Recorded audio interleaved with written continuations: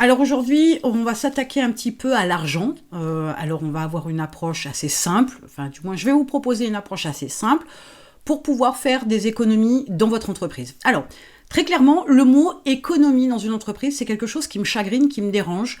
Je préfère avoir une vision différente, me positionner avec une approche plus optimiste, plus positive, où je parle de gestion financière, gestion d'argent, gestion de budget, mais de la gestion plutôt que le côté économie. L'argent est une ressource, il faut savoir la gérer correctement, tenir ses comptes intelligemment pour pouvoir utiliser cette ressource au mieux pour le développement de votre entreprise. Alors, aujourd'hui, donc, on va s'attaquer aux abonnements. Alors, on va voir plusieurs étapes de façon à ce que vous puissiez avoir une méthode que vous pouvez mettre en place immédiatement. Première des choses, vous allez lister la totalité de vos abonnements. Des abonnements, on en a tout un tas. Il y a des abonnements à la semaine, il y a des abonnements au mois, il y a des abonnements au trimestre, au semestre et des abonnements annuels. Sur la globalité de ces abonnements, votre mode de fonctionnement peut être différent selon ce qu'il est, suivant le fournisseur à qui vous avez pris l'abonnement. Vous avez des paiements qui vont être annuels, qui vont être mensuels, semestriels, trimestriels, hebdomadaires, etc. Donc, il est important d'indiquer dans votre petite liste, une fois que vous avez listé tous vos abonnements, de lister le mode de paiement, accessoirement aussi le moyen de paiement, dans une autre démarche. On en reparlera un autre jour de ça. Donc, une fois que vous avez listé les modalités de paiement, indiquez le montant total, de préférence annuel, pour vous donner une idée de ce que vous payez, de ce que vous achetez, le montant que vous dépensez chaque année pour les différents services, les différents abonnements auxquels vous avez souscrit. Ensuite, ce que je vous conseille de faire, c'est très vite d'aller voir dans les conditions générales de vente, etc., ou de passer un appel si besoin, de contacter les fournisseurs avec qui vous avez un abonnement où le paiement est en plusieurs fois. Alors, je vous dis tous les mois, ou tous les trimestres, ou tous les semestres, et de voir s'ils vous facturent un surplus pour cette prestation de paiement en plusieurs mensualités ou plusieurs trimestrialités, si je ne dis pas de bêtises, à vérifier. Donc l'idée étant de voir si vous n'avez pas un surcoût lié au paiement en plusieurs fois.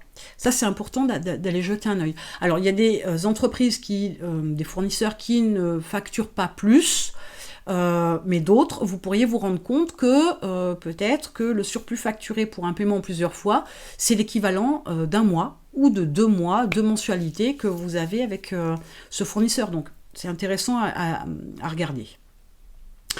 Une fois que vous avez fait cette approche-là, l'idée étant de passer à l'étape d'après. Donc ça, c'est une liste de travail, une base de travail. L'idée étant d'aller voir ce qui se fait ailleurs. On ne va pas tout de suite rentrer dans je change tous mes fournisseurs, c'est pas l'idée. On va déjà voir ce qui se fait ailleurs. On va essayer déjà de comparer les prestations de services. Ne parlons pas de prix. Vous allez commencer par évaluer les différentes prestations sur chacun de vos fournisseurs, chacun de vos abonnements, et voir ce que la concurrence fait. Pourquoi je dis qu'on ne regarde pas le prix? Parce qu'il y a des concurrents qui vont vous fournir moins de prestations, mais qui vont être plus chères. Il y en a qui vont vous fournir plus de prestations et être moins chères. Mais il y a aussi ceux qui vous fournissent plus de prestations et qui seront plus chers. Mais peut-être que ce surplus de prestations vaut le prix plus élevé que vous payerez, peuvent vous apporter plus de confort, plus de sécurité, plus de fonctionnalité, que sais-je, peu importe le fournisseur, ça il faut rentrer dans les détails. Donc cette approche-là, c'est d'aller voir qui y a sur le marché et quelles sont les caractéristiques de l'abonnement de ces concurrents par rapport à celui que vous avez aujourd'hui. L'idée étant, je vous dis, d'avoir une bonne gestion de vos finances. Allez voir ce qui se fait ailleurs. c'est aussi voir comment le marché évolue. Il se peut que vous soyez, je sais pas, vous ayez un abonnement, une assurance quelconque, depuis des années chez un fournisseur, un assureur ou un courtier, et finalement, il n'a pas énormément évolué, alors que peut-être chez un concurrent, vous allez avoir une assurance qui s'étend peut-être à votre conjoint, votre partenaire de vie ou conjointe, à vos enfants, etc., que l'assurance que vous avez aujourd'hui ne le fait pas, par exemple. Alors, je pense à ça, je voulais en parler parce que il y a des abonnements que vous pourriez avoir et vous pourriez vous apercevoir que ça peut être les assurances, ça peut être la banque, ça peut être tout un tas d'abonnements qu'on a, ils vont avoir chacun d'entre eux en option par exemple la responsabilité civile. Sauf que si vous la payez 20 fois, la responsabilité civile, elle est où l'intérêt ? Il est où l'intérêt, pardon ? Là, franchement, vous dépensez de l'argent inutilement. Mais ça, on n'y fait pas attention jusqu'au jour où on en a besoin. Je pense notamment à quelque chose d'intéressant. Alors, je vous le dis, à vous de voir, à vous de vérifier, mais j'ai eu l'occasion de devoir me renseigner sur un rapatriement de l'étranger. Donc, ce rapatriement fait par Europe Assistance, pour ne citer que, du coup, sur une assurance, j'y avais droit, sur une autre, j'y avais pas droit.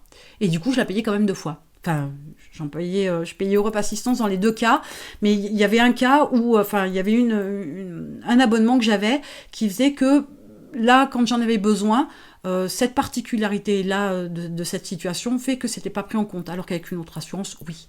Donc l'idée étant que je payais 2 fois la même chose pour des prestations différentes, donc ça n'a pas de sens, on est d'accord ? L'idée étant là.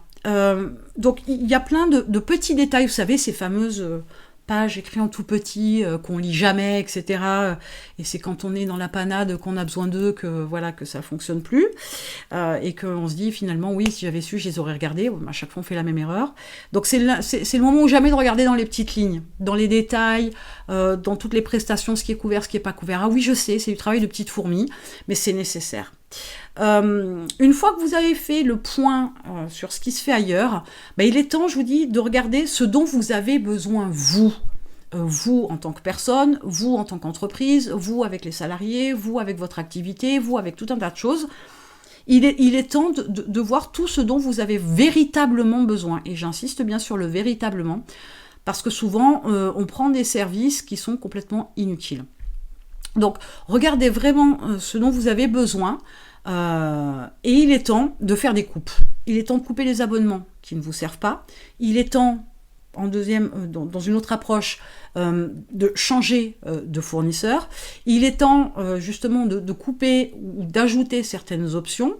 Et il est temps aussi, et dans une autre approche un petit peu différente, les abonnements, et je pense aux abonnements d'outils en ligne par exemple, de rentrer en profondeur sur les fonctionnalités de vos outils. Pourquoi ? Parce que là aussi, une fois de plus, vous pourriez utiliser plusieurs outils et vous rendre compte que y a des fonctionnalités qui sont communes, que vous utilisez d'un côté et pas de l'autre. Et pour autant, peut-être que le premier outil, on pourrait le supprimer parce que c'est le premier outil qu'on utilise pour cette fonctionnalité-là, alors que le deuxième outil, il a cette fonctionnalité-là qu'on n'utilise pas. Donc, d'où l'intérêt d'aller creuser dans les détails de ce que contient chacun de vos abonnements pour savoir ce qu'il en est. Et enfin, vous pourriez aussi négocier vos abonnements. Négocier vos abonnements, alors 1, sur le montant, 2, sur les prestations fournies, 3, tout à l'heure, je vous ai indiqué le fait que votre fournisseur pourrait vous facturer le fait d'avoir un paiement échelonné. Donc là, peut-être que ça se négocie. Si vous ne pouvez pas, peut-être que c'est aussi l'occasion de payer en une fois et pas en 12 fois, par exemple. Bref, il est temps quand même de vous rapprocher aussi de votre fournisseur pour faire le point Et pour négocier, il y a 1001 manières de négocier. Je vous dis, ça peut être l'ajout ou le retrait de services ou de fonctionnalités, etc. Ça peut être dans les conditions de paiement. Ça peut être dans leur réactivité, par exemple, un service client en ligne, par chat, par téléphone. Enfin, il faut rentrer dans les détails. Mais toutes ces approches-là font que, de toute façon, une fois que vous avez travaillé sur tous vos abonnements, quand vous referez le calcul de tout ce que vous allez payer sur l'année à venir avec vos négociations, vos changements, etc., vous devriez vous rendre compte qu'il y aura une baisse drastique dans le montant final. Ce genre de choses, on ne le fait pas toujours. Ce genre de choses, on y pense vraiment que quand on a un souci et qu'on fait appel à l'abonnement qu'on paye. Je pense aux assurances notamment. Mais pour autant, si vous ne faites pas attention, vous pourriez aussi vous rendre compte que vous oubliez le montant que vous dépensez pour ces abonnements-là. Et à un moment donné, quand vous mettez le nez dans vos comptes, parce que vous n'êtes pas régulier, à un moment donné, quand vous mettez le nez dans votre compte, vous dites « Ah tiens, j'ai pris 20% d'augmentation depuis 6 mois. » Sauf que, comme vous l'avez zappé, vous ne l'avez pas vu. Et pendant 6 mois, vous avez payé 20% de plus. Alors, ne croyez pas que 20% c'est énormissime. J'ai eu le cas, je l'ai vu avant bien heureusement pour moi, mais j'ai eu le cas sur une assurance où j'ai eu 35% d'augmentation. Et j'ai pas reçu de courrier, je n'ai pas eu d'informations sur le sujet, je parle de courrier papier, même si ça existe encore, je n'ai pas reçu d'email, je n'ai pas reçu de coup de fil, j'ai eu aucune alerte de quoi que ce soit m'indiquant cette augmentation-là. Donc là, clairement, on a vraiment l'impression d'être pris pour une vache à lait. Bilan des courses, j'ai appelé, j'ai négocié, et du coup, j'ai même payé moins que ce que je payais avant l'augmentation. Bon, bref. L'idée étant que de toute façon, des économies, et je vous dis une fois de plus, le mot ne me plaît pas, mais vous pourriez avoir une meilleure gestion financière de votre ressource argent en travaillant en profondeur tout ce qui concerne vos abonnements. Parce que ça, c'est quelque chose qu'on enclenche assez facilement et qu'on laisse tourner, qu'on oublie. Et quelquefois, donc, il y a pas mal d'argent à récupérer dans ces abonnements-là. Sachant que, je vous dis en plus, il y a des fois, il y a des choses qui courent depuis des années, qu'on a zappé, qu'on a oublié, puis d'un coup, on se réveille. Donc forcément, on s'en veut un peu, hein, mais bon, il fallait se réveiller avant. Donc, ceci étant dit, je vous laisse vous mettre au boulot. Donc, on fait d'abord une liste de travail. Ensuite, on va voir ce qui se passe ailleurs. Ensuite, on se rapproche de son fournisseur et on voit si on peut négocier ou pas. Sinon, on change. Et on coupe, au final, on coupe ce dont on n'a pas besoin. Pensez bien à regarder dans le détail tous vos abonnements parce que vous devriez découvrir quelques pépites.